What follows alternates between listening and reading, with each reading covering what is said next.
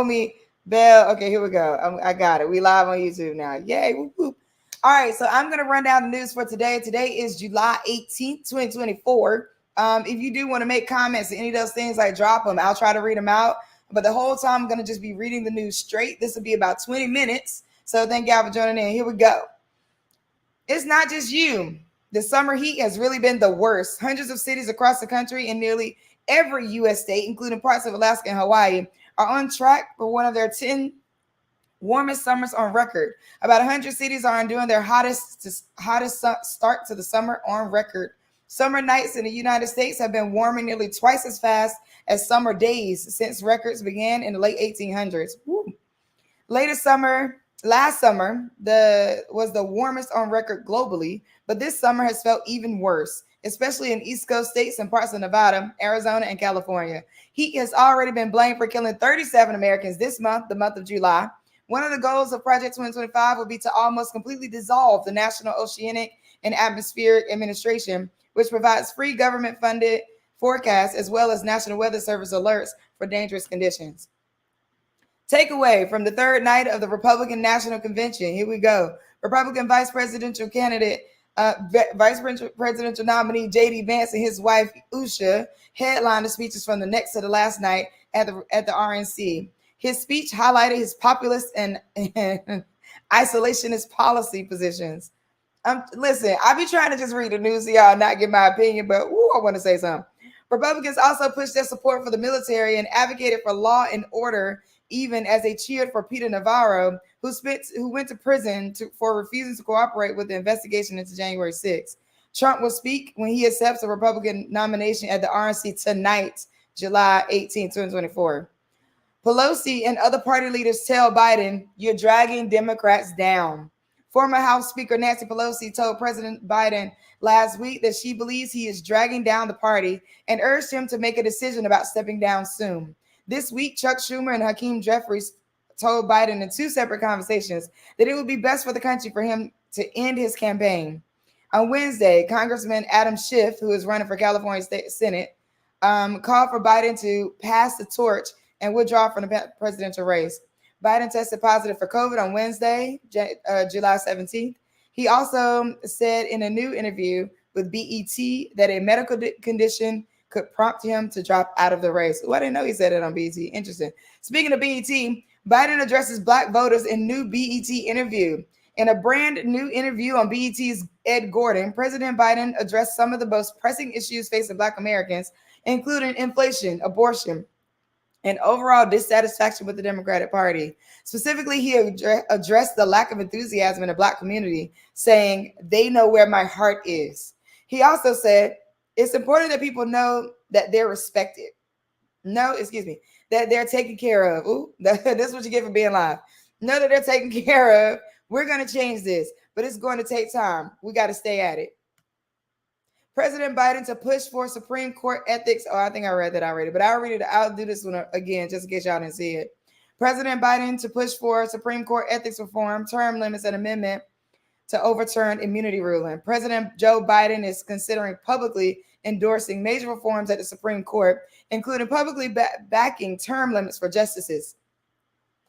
Woo, child. I think that, hey, like I said, I'm trying to be objective and read this news, okay? But I got thoughts.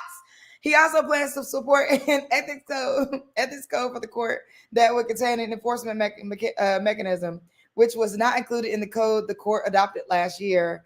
Biden is also considering whether he should push for a constitutional amendment that would effectively reverse the historic ruling from the court earlier this month that gave presidents immunity for some actions they take while in office.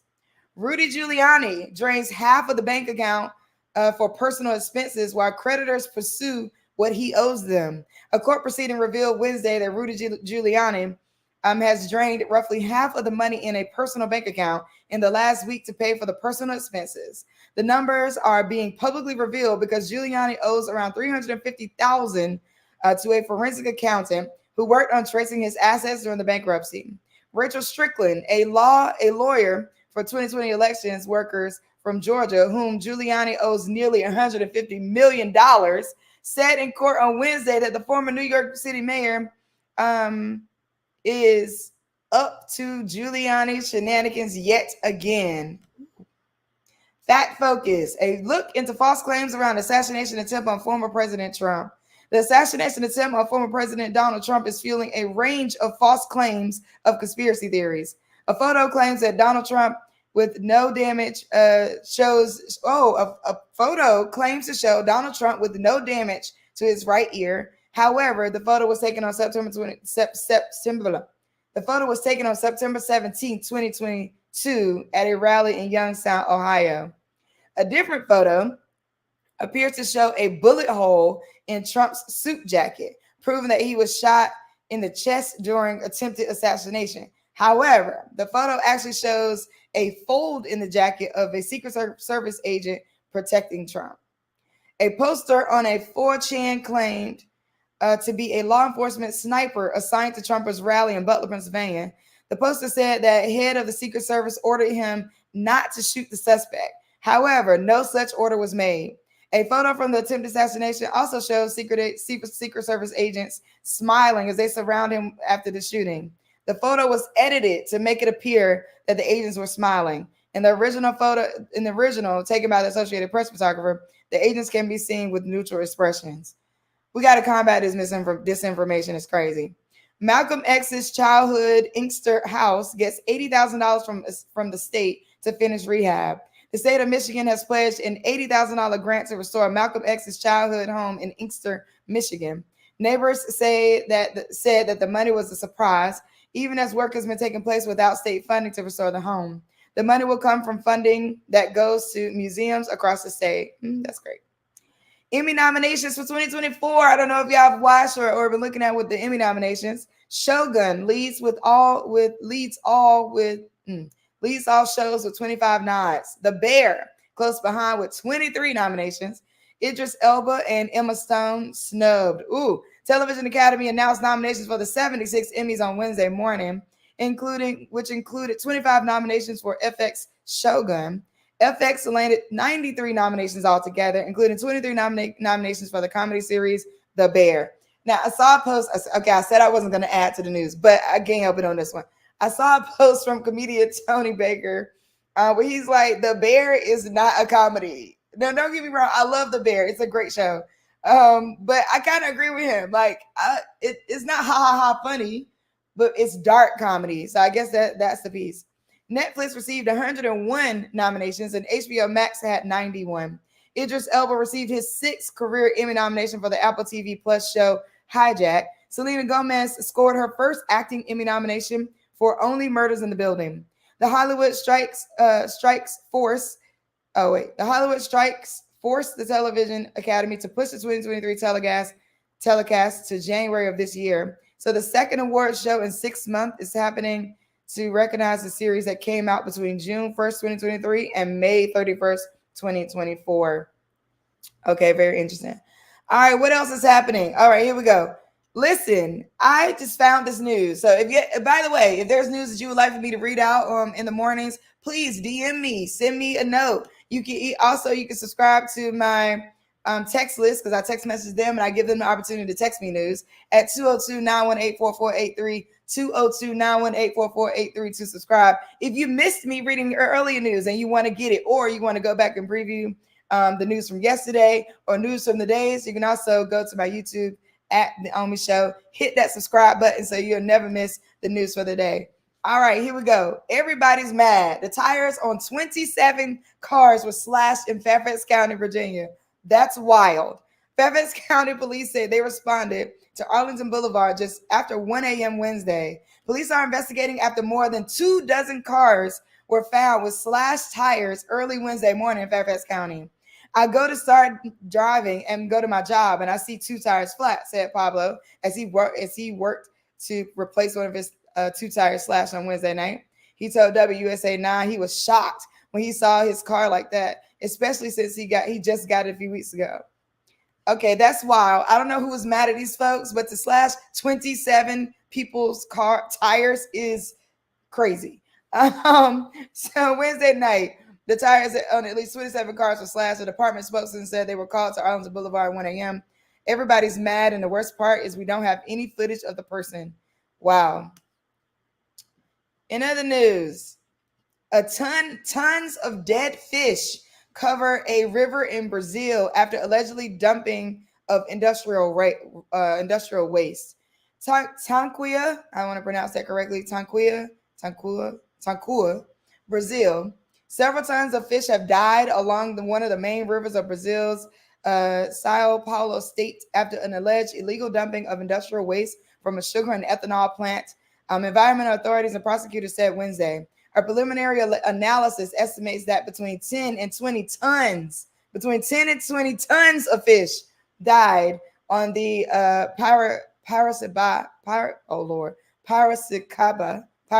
River in southeast Brazil. Sao Paulo's prosecutors say in a statement. The initial investigation points to an irregular discharge of wastewater from Estivo's Sao Jose plant in the community of Rio das Pedras. It reached a stream that flows in the Piracicaba River. But I think that like what's crazy is tons of fish are dead, and if you see this image, it's wild. Speaking of that same area, though, Meta decides to suspend its generative AI tools in Brazil. Sao Paulo, same location, Sao Paulo. Meta platform said on Wednesday it decided to suspend its use of generative artificial intelligence tools in Brazil in response to the government's objection to its new privacy policy regarding personal data and AI. Why is this important? With more than 200 million people, Brazil is a crucial market for Meta. For example, Brazil has the second largest user base for Meta's WhatsApp after India. That's interesting. So India has the largest user base for WhatsApp. Brazil has the second largest user base for WhatsApp. In June, Meta hosted an event in Sao Paulo to launch its first AI-driven ad-targeted program for businesses on that popular chat service. Early this month, Brazil's National Server Data Protection Authority decided to suspend with immediately effective the validity of Meta's new policy for the use of personal data to train generative artificial intelligence systems in the country. In more tech news, what else I got for y'all?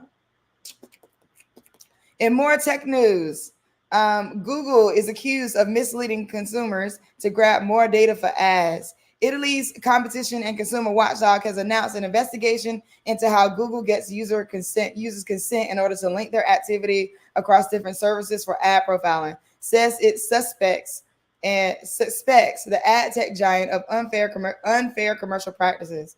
At issue, here's how Google obtains consent from users in the European Union to link their activity across its apps and services, like Google Search, YouTube, Chrome, and Maps. Linking user activity lets it profile them for ad targeting, the company's main source of revenue. In response to the Italian investigation, a Google spokesperson, Lord, thank y'all for listening to me. I be reading it so fast. A Google spokesperson told TechCrunch, "We will analyze the details of the case and we will work cooperatively with authority."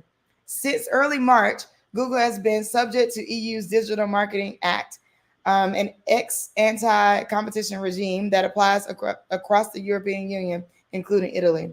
The company is one of several designated internet quote-unquote gatekeepers that own and operate a number of major platforms, core services such as Meta, Amazon, ByteDance, and Microsoft. In science news, because I don't know if y'all like science or not, but I do. In science news, the dinosaur skeleton sells for a record-breaking $44.6 million. The fossil remains I've been getting my words mixed up all morning, so how am I going to read this? Stegosaurus. Try to say that 3 times fast. Stegosaurus, named Apex, is said to be among the most complete skeletons ever found of dinosaurs. And Apex sold an auction for $44 million. That's right. The largest skeleton of a Stegosaurus ever found was auctioned in New York for a record-breaking $44.6 million by Sotheby's on Wednesday. The fossil, nicknamed Apex, was said to be among the most complete skeletons ever found, according to the auction house. I wonder what the next person's going to do with it. I really do. That's a question I have in the back of my mind. Like, are they putting it in another? Are they going to put it in another museum? Interestingly enough. All right, I only got about a few more minutes, so I'm going to give y'all this. Somebody sent me this, and so I want to make sure I share. I do not know these folks, but on September 14th at 11 a.m., there's going to be a Black Women and Girls Rally, and this is where is this?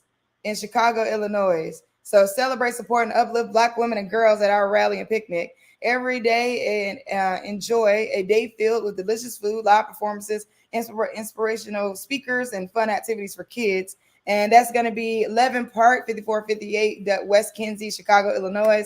And that will be on September the 14th. I empower and encourage you to just Google protect Black women and girls rally and picnic in Chicago, and the link should pop up. Well, that's all the news I have for y'all today. Anything else y'all wanted me to say or cover, make sure that you send me a DM. Even if you're a company out there and you're like, I would love to have what my company is working on or my upcoming performance or any of that read on the morning news. I'm going to try to do these 5 days a week. I'm setting a goal for myself to like streak for 30 days and try to see if I can do them 5 days a week for 30 days. Who knows if I could do it? I don't even know. But I'm Omi Bell. I'm here to give y'all the news as objective as possible. But sometimes I have feelings about what's going on in the news, and I might give you a nudge or some type of body language or some type of, oh my God. If you missed the news and you're just tuning in, you can always go to my YouTube to watch the replay at the Omi Show. You can also make sure you subscribe so you won't miss a morning of news. And then also, if you're on Instagram, you can subscribe to my channel on Instagram, and I'm going to put the replay from the Instagram straight to my subscribers right away. So I appreciate y'all. Thank y'all so much for tuning in. One of the things that I wanted, okay, wait, I said I was going to cover the news objectively. Let me tell y'all one more thing. Forbes actually took down the article that is discussing how Trump getting, so Forbes put an article out that says that Trump getting shot at was going to appeal to Black voters. They actually took down, hey, homies, thank y'all. Forbes actually took down this article. If you go to my Instagram, I just did a post on that this morning. They took the article down. There's also news around Biden going to speak with the NAACP and also appealing to Black voters. Listen, to all my Black folks out there, because my people, when I say my people are not a gender, not a color. They're not a race. They're not a party. Like, my gender are people that get me and I get them. So when I say my people, thank you, all my people, all my homies for joining. Thank you. I'm going to try to report the news as many days as I can, 5 days a week. So make sure, like I said, if you missed the earlier part of the news that I just ran down, make sure you go to my YouTube, subscribe at The Omi Show. You can also subscribe to my channel here, and I'm going to share this live right after.